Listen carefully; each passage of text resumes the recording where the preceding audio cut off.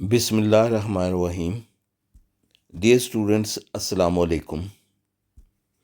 This is fourth lecture from chapter number 7. Now today's lecture is about effect of temperature on rate of reaction and rate constant. Student learning outcomes which will cover this lecture are: describe the effect of temperature on rate constant and rate of reaction, and the second one, use the Boltzmann distribution curve to explain the effect of temperature on rate of reaction. Dear students, इस lecture में हम ये study करेंगे कि temperature का effect, temperature में increase या decrease का इफ़ेक्ट रेट ऑफ रिएक्शन पर क्या होता है और रेट कांस्टेंट पे क्या होता है, और इसी बात को हम मैक्सवेल बोल्ट्जमैन डिस्ट्रीब्यूशन कर्व की मदद से स्टडी करेंगे। स्टूडेंट्स, सबसे पहले हम ये देखते हैं कि टेम्परेचर का इफ़ेक्ट रेट ऑफ रिएक्शन पर क्या होता है। अगर टेम्परेचर इंक्रीज़ किया जाए, रेट ऑफ रिएक्शन इंक्रीज़ करता है, चाहे रिएक्शन एक्सोथर्मिक हो या एंडोथर्मिक हो। यूजुअली अगर टेम्परेचर 10 डिग्री सेल्सियस तक इंक्रीज़ किया जाए तो रेट ऑफ रिएक्शन 2 टाइम या 3 टाइम इंक्रीज़ करता है। So increase in temperature by 10 degree Celsius or 10 Kelvin, that increases the rate of reaction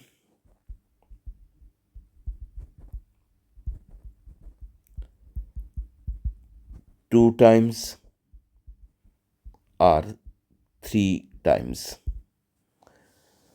अब जो टेम्परेचर इंक्रीज़ करने से रेट ऑफ रिएक्शन क्यों इंक्रीज़ करता है, तो इसके लिए हम पहले ये स्टडी करते हैं, ये देखते हैं कि एक केमिकल रिएक्शन कैसे अकर करता है। How does a chemical reaction occur? How does a chemical reaction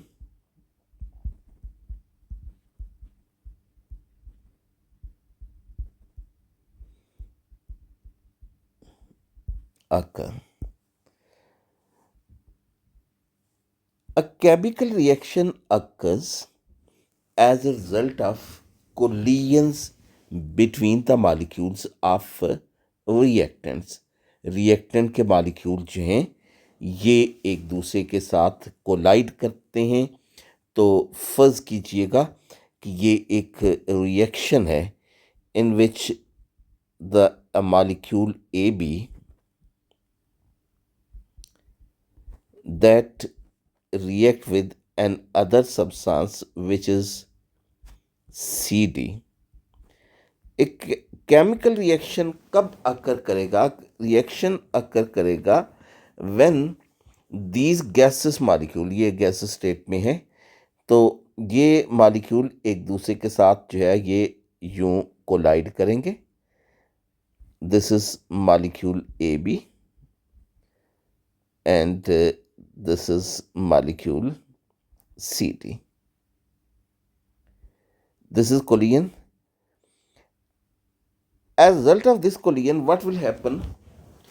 The bond between reactant molecules, between atoms in the reactant molecules will be broken down, whereas new bonds between the atoms will be form to form the product. यानी suppose कीजिएगा कि अब new जो product जो है वो बने, they are AC and BT।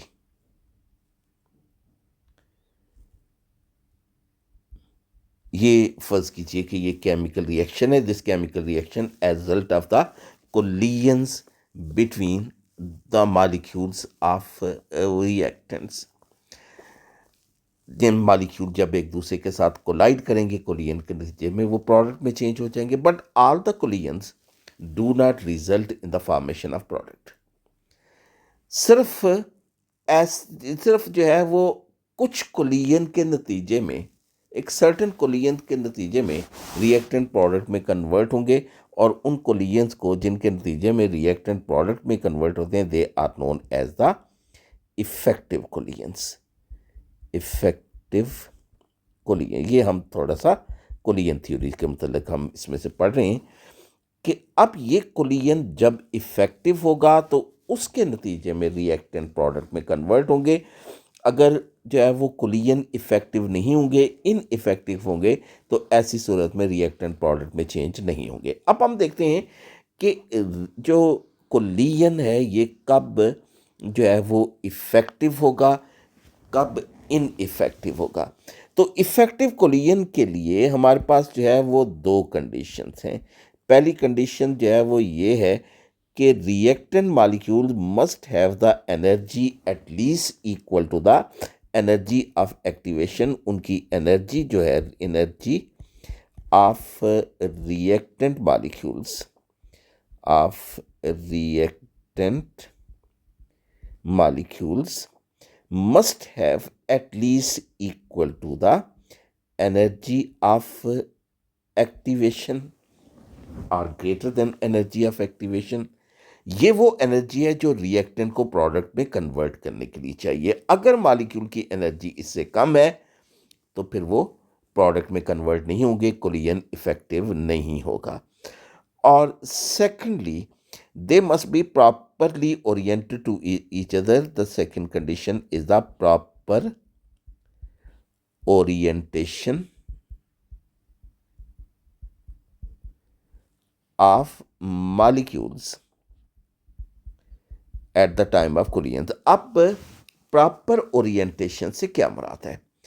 आप दोबारा ये रिएक्शन देखिए कि ए और बी, ए बी मॉलिक्यूल ये सी डी के साथ रिएक्ट करके क्या बना रहा है? ए सी एंड बी डी।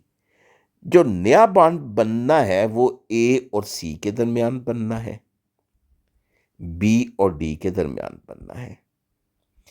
इसलिए अगर कोलिजन के वक्त दोनों मॉलिक्यूल्स इस तरह कोलाइड करते हैं कि ए सी के साथ इन कांटेक्ट होता है और बी डी के साथ इन कांटेक्ट होता है, तो ऐसी सूरत में हम ये कहेंगे कि ये मॉलिक्यूल जो है वो they have proper orientation at the time of collision, they are properly oriented. ऐसी सूरत में जो रिएक्टेंट के एटम के दरमियान बॉन्ड ब्रेक होना शुरू करेंगे, जबकि प्रोडक्ट के एटम के दरमियान बॉन्ड फॉर्मेशन शुरू हो जाएगी। तो ये दो कंडीशन है इफेक्टिव कोलिजन के लिए। तो टेम्परेचर का ताल्लुक जो है वो फर्स्ट कंडीशन से है। लो टेम्परेचर अगर होगा, लो टेम्परेचर पर रिएक्टेंट मॉलिक्यूल्स की एवरेज काइनेटिक एनर्जी कम होगी। At low temperature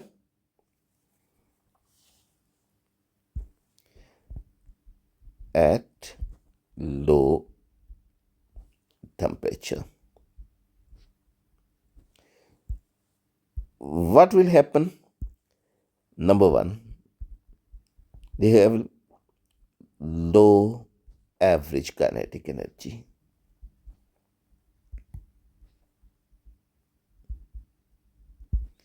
Molecule will move with the slow speed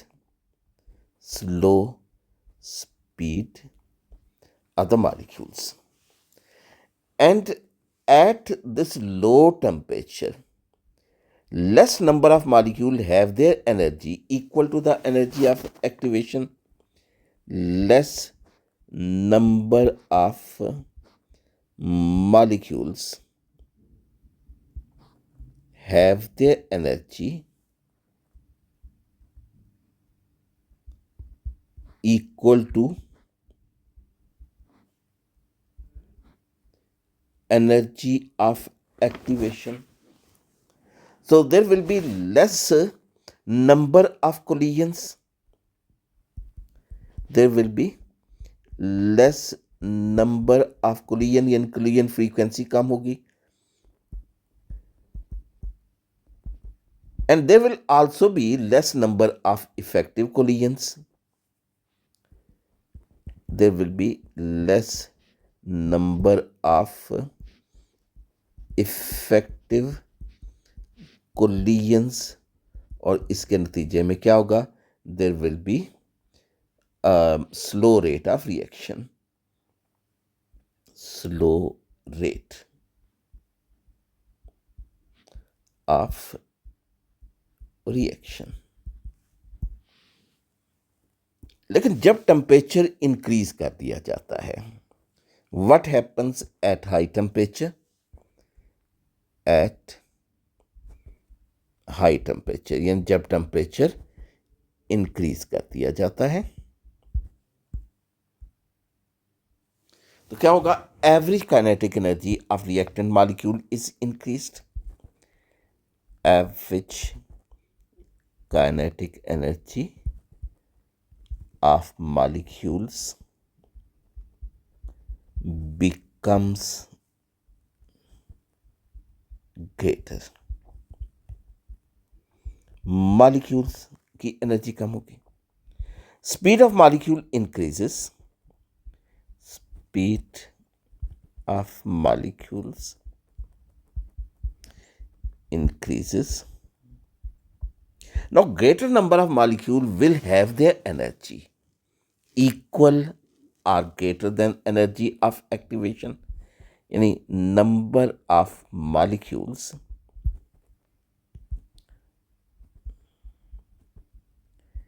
having energy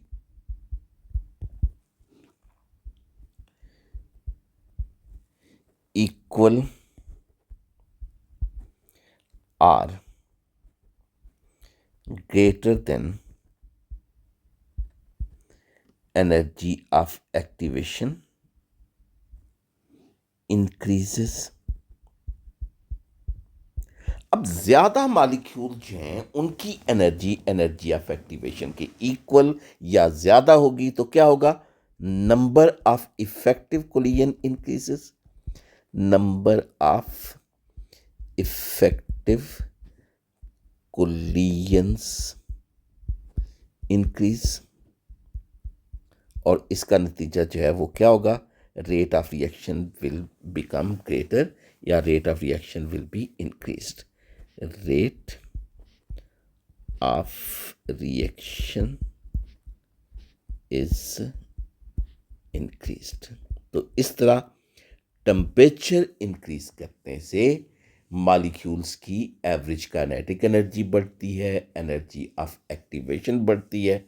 तो जब मॉलिक्यूल्स की एक्टिवेशन एनर्जी इंक्रीज करेगी, मतलब ये है कि जब ऐसे मॉलिक्यूल जिनकी एनर्जी ऑफ एक्टिवेशन के इक्वल होगी उनकी तादाद बढ़ेगी, उनके दरमियान इफेक्टिव कोलिजन इंक्रीज करेंगे, रेट ऑफ रिएक्शन इंक्रीज करेगा.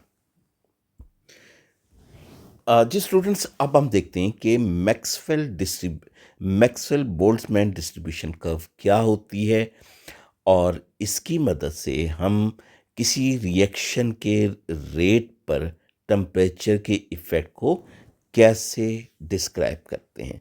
तो सबसे पहले आप ये देखें कि मैक्सवेल बोल्ट्जमैन डिस्ट्रीब्यूशन कर्व क्या होती है. A graph which shows the distribution of energies among reactant molecules at a certain temperature is known as Maxwell distribution curve. एक ऐसा ग्राफ जो ये शो करता है कि रिएक्टेंट मॉलिक्यूल्स की एक सर्टेन टेम्परेचर पर एनर्जी कितनी होती है डिफरेंट मॉलिक्यूल्स की. ये ग्राफ हम कैसे ड्रा करते हैं? This graph is drawn between the temperature molecular energies on x-axis and the number of molecules on the y-axis. ये स्टूडेंट्स ये ग्राफ सपोज कीजिएगा कि हम एक लो टेम्परेचर पर ड्रा करते हैं.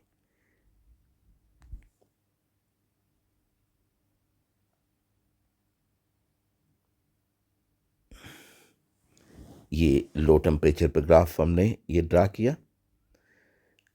This much suppose this much energy is equal to the energy of activation. ये कर्व जो है ये लो टेम्परेचर पर, जिसको सपोज हम T1 से जाहिर करते हैं. Now this curve shows that at a low temperature T1 there are less number of molecules having the low energies and the less number of molecule having the energy equal to the energy of activation. जैसे कि इस line से आप देख सकें, there are less number of molecules having greater energy, less number of molecules have the very less energy, whereas the molecules with intermediate with greater energy, the molecules with intermediate energies, they are greater. ये जिनकी energy जो है वो intermediate होती है उनकी तादाद जो है वो ज़्यादा है. तो ये जो शेडेड एरिया है ये उन मालिक्यूल की तादाद को ज़ाहिर करता है जिनकी एनर्जी ऑफ एक्टिवेशन के इक्वल या ज़्यादा है. So only this much number of molecules will collide effectively and will form the products. फिर देख लीजिए इस कर्व का मतलब ये है कि लो टेम्परेचर पर ऐसे मॉलिक्यूल की तादाद कम है जिनकी एनर्जी ऑफ एक्टिवेशन के इक्वल या ज़्यादा है. So less number of molecule will be colliding effectively and will be converted into the product, whereas there are also less number of molecule having the less energy. The molecule, there is greater number of molecule having the intermediate energy.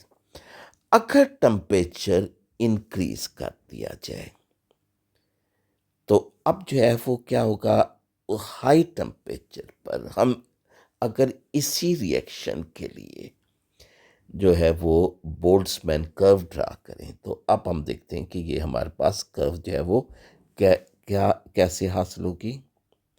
This is the curve at high temperature. ये curve अब आप देखिए कि it becomes flattened. ये तकरीब जो है वो फ्लैट हो जाती है. This is eight high temperature T2. अब ये कर्व जो है वो क्या शो कर रही है, ये कर्व शो कर रही है कि at high temperature the number of molecule which possess the energy equal or greater than the energy of activation is increase. अब इतने मॉलिक्यूल्स ये जो मैं यहाँ पे शो कर रहा हूँ, now these are the number of molecule which possess the energy equal to the energy of activation. और ये शेडेड पोर्शन जो है वो अब ये शो करता है कि now the number of molecules which possess the energy of activation has been increased.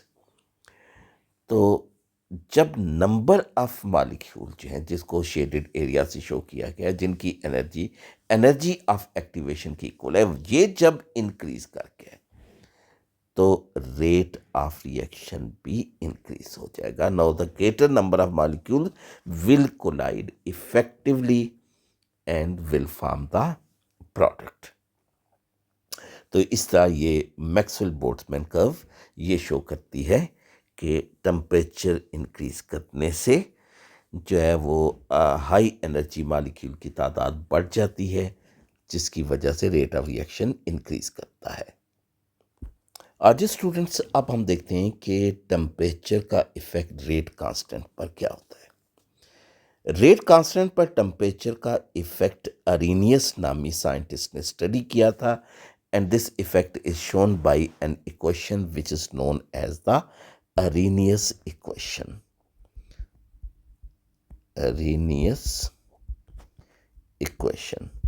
Arrhenius equation K is equal to AE raised to power minus EA over RT.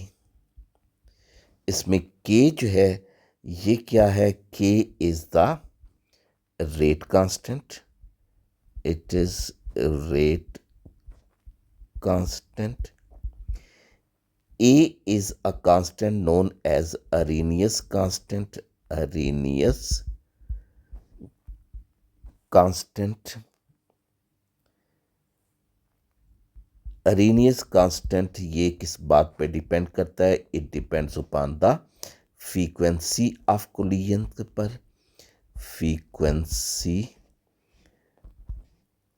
of collision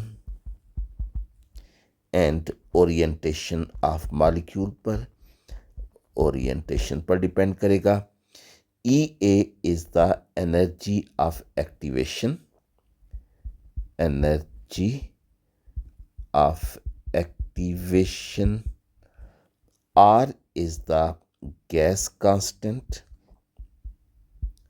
whereas T is the absolute temperature. ये equation क्या show करती है?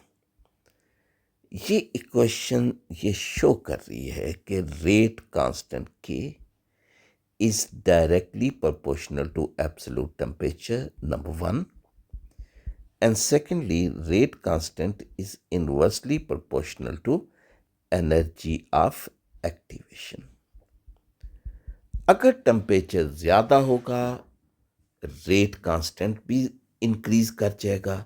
Temperature low होगा तो rate constant कम होगा. Secondly, energy of activation अगर कम होगी, यानी if molecule possess less energy, molecules are less energetic, rate constant कम होगा. एनर्जी ऑफ एक्टिवेशन ज़्यादा होगी, रेट कांस्टेंट ज़्यादा होगी. And rate of chemical reaction is directly proportional to the rate constant. Rate is directly proportional to rate of constant. तो इसलिए हम ये कह सकते हैं कि जब रेट कांस्टेंट टेम्परेचर इंक्रीज करने से इंक्रीज करेगा, रेट ऑफ रिएक्शन भी इंक्रीज करेगा. So this simple equation describes the effect of temperature on rate constant. तो इस तरह स्टूडेंट्स हमने स्टडी किया कि टेम्परेचर का इफेक्ट रेट ऑफ रिएक्शन पर क्या होता है. ये हमने पहले एक सिंपल डिस्कशन से इसको स्टडी किया, उसके बाद इसको मैक्सवेल बोल्ट्जमैन कर्व से हमने स्टडी किया टेम्परेचर का effect on the rate of reaction. और उसके बाद हमने अरेनियस इक्वेशन स्टडी की कि अरेनियस इक्वेशन टेम्परेचर का इफेक्ट रेट कांस्टेंट पर कैसे डिस्क्राइब करती है. अल्लाह हाफिज़ स्टूडेंट्स.